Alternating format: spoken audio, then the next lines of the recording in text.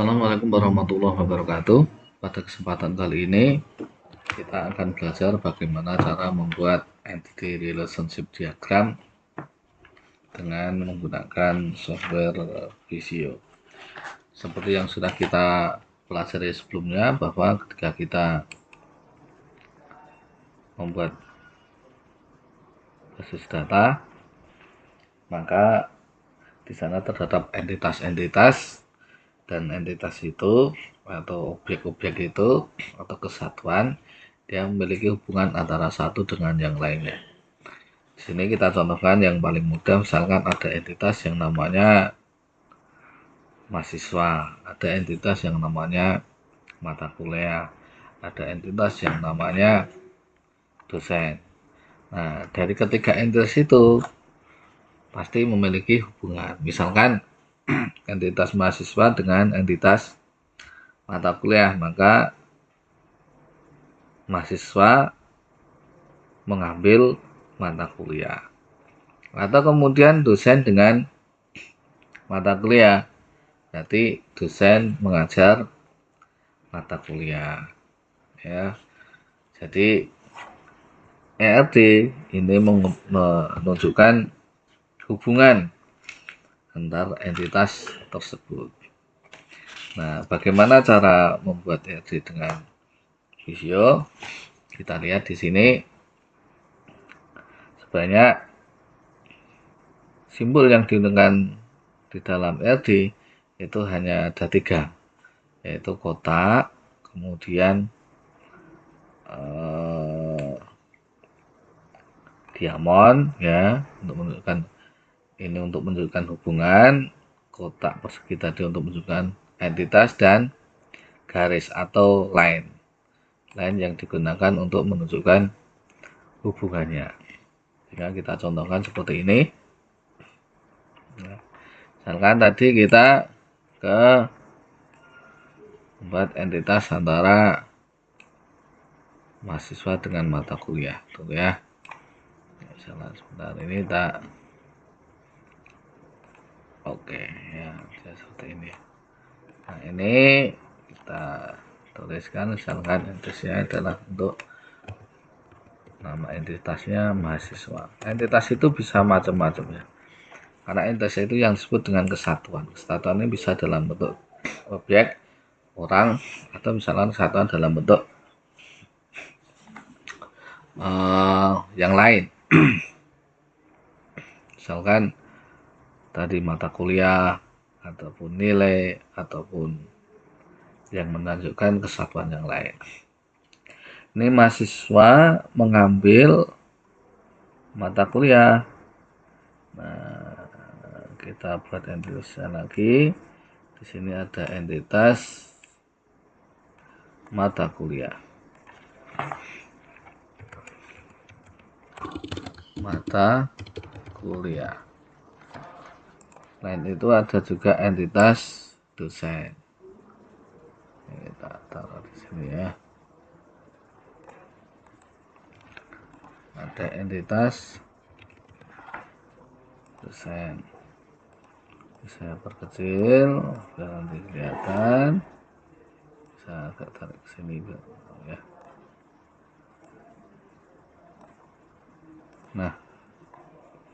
Nah, kemudian ada hubungan, yaitu dalam bentuk diamond tadi di sini, ya, di tengah-tengah sini, bahwa mahasiswa itu mengambil dalam bentuk kata kerja mengambil. Kemudian di sini dosen mengajar mata kuliah. Mengajar mata kuliah. Sini kan, ya. Oke, kelihatan. Oke, ya.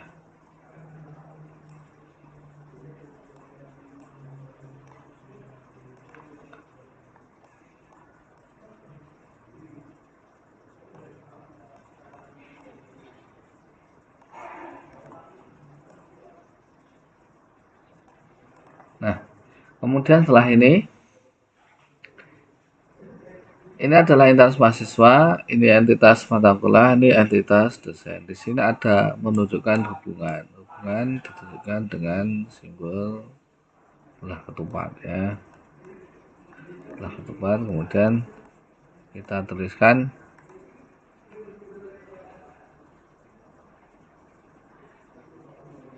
kita hubungkan ya. Kita hubungkan dengan line atau konektor juga bisa ya. Ini mata kuliah, mahasiswa mengambil mata kuliah ya. Nah ya, saya percantik dulu ya, saya dulu ya biar kelihatan simetris dan indah.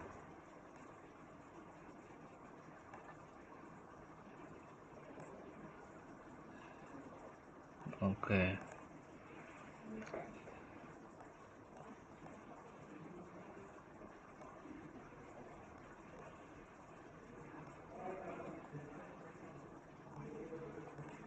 Nah,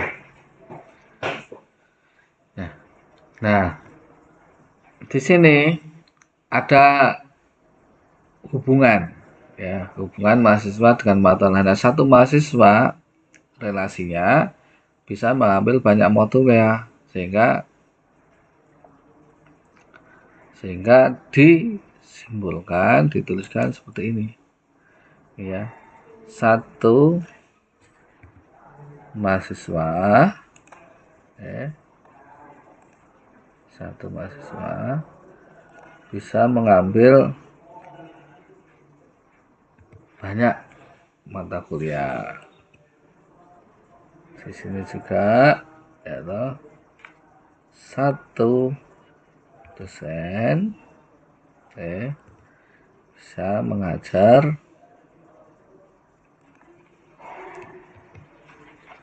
banyak mata kuliah. Nah, ini. Kemudian mahasiswa ini tentu saja dia punya namanya atribut atau sifat-sifat yang melekat pada entitas mahasiswa. Apa saja? Misalkan ada NIM, ada nama, ada alamat gitu misalkan. Nah, untuk itu maka dilambangkan atribut itu dengan elips. Ini elips.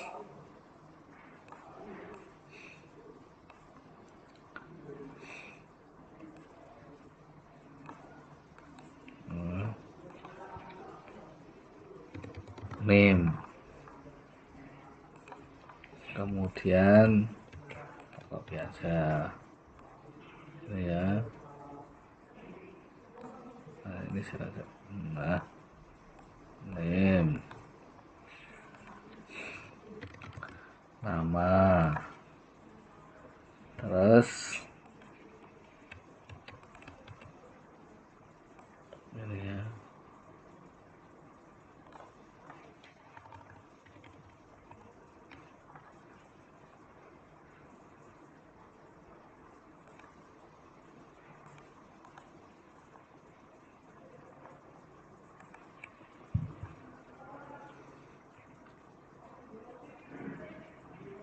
Jurusan.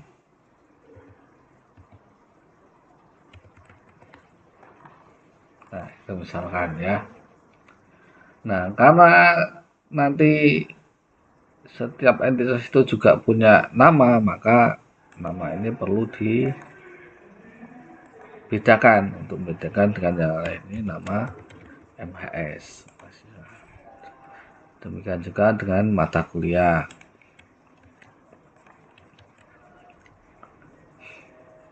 Mata kuliah dia juga memiliki yang namanya waktu MK. Kemudian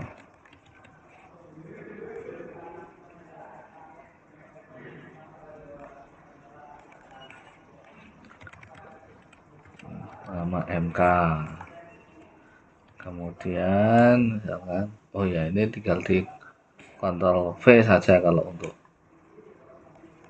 Nah, ini tinggal diklik 2 kali. Nah, setelah kata SKS saja, SKS. Nah, terus dosen juga sama. Dosen itu punya NIP. Ya, kalau mahasiswa punya NIP, maka dosen punya NIP. Terus pastikan lagi nama dosen. Kemudian misalkan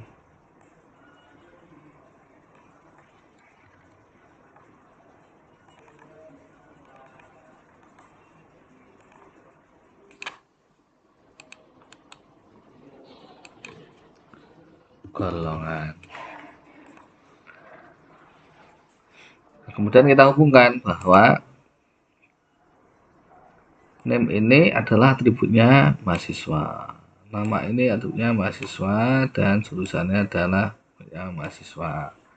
Kode ini kode mata kuliah miliknya mata kuliah. Nama mata kuliah miliknya mata kuliah. Dan SKS ini miliknya mata kuliah. NIP ini miliknya entitas dosen. Nama dosen, dan golongannya adalah miliknya dosen. Ya, nah dari sini kelihatan bahwa entitas mahasiswa itu memiliki atribut apa saja. Mata kuliah memiliki atribut apa saja dan dosen memiliki atribut apa saja. Nah, setiap entitas ini memiliki ciri khusus yang membedakan antara satu dengan yang lainnya. Misalkan mahasiswa kan ada banyak, ada namanya Agus, Siti, Slamet, Bambang, dan sebagainya. Nah, kadang nama itu juga sama satu mahasiswa dengan lain. Misalkan yang punya nama Bambang kan ada banyak, Bambang A, Bambang B, Bambang C, dan seterusnya. Kemudian Siti itu juga banyak, ada Siti A, Siti B, Siti C, dan seterusnya. Nah, untuk membedakan antar isian entitas ini, maka setiap entitas itu memiliki ciri khusus, ciri unik yang disebut dengan primary key. Nah, mahasiswa ini, entitas mahasiswa, maka yang membedakan satu dengan yang lainnya adalah name-nya. Mata kuliah yang sebagai primary key-nya, yang membedakan antara satu dengan yang lain adalah kode mata kuliahnya. Dosen yang membedakan satu dengan yang lainnya adalah nomor induk pegawainya. Dengan ini maka kita bisa melihat ya, hubungan antar entitas. Demikianlah cara mudah membuat entity relationship diagram, menghubungkan antar entitas, kemudian jumlah hubungannya.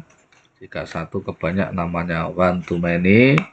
Jika satu ke satu misalkan one to one. Misalkan kenapa ini disebut satu ke banyak? Karena mahasiswa bisa mengambil banyak mata kuliah.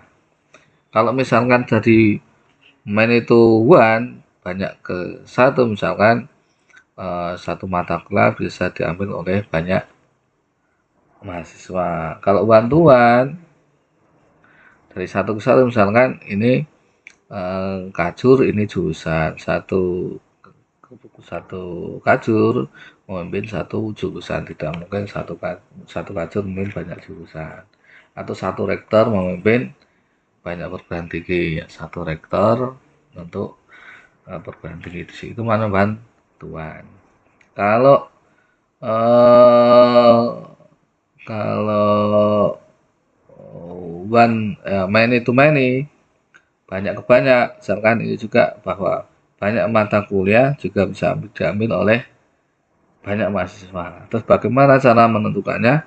Kita fokusnya akan kemana? Kalau mahasiswa berarti bisa mengambil mata kuliah. Tapi kalau ini mata kuliah di depan, bisa juga satu mata kuliah diambil oleh banyak mahasiswa. Ya sama juga one to. Ini yang terpenting di sini kita sudah bisa kelihatan hubungan atau relasi antar entitas. Ini entitasnya, ya toh? Ini relasinya, ini jumlah, ya, jumlah hubungannya, dan ini atribut-atribut yang melekat pada entitas tersebut. Begitu, semoga bermanfaat. Assalamualaikum warahmatullahi wabarakatuh.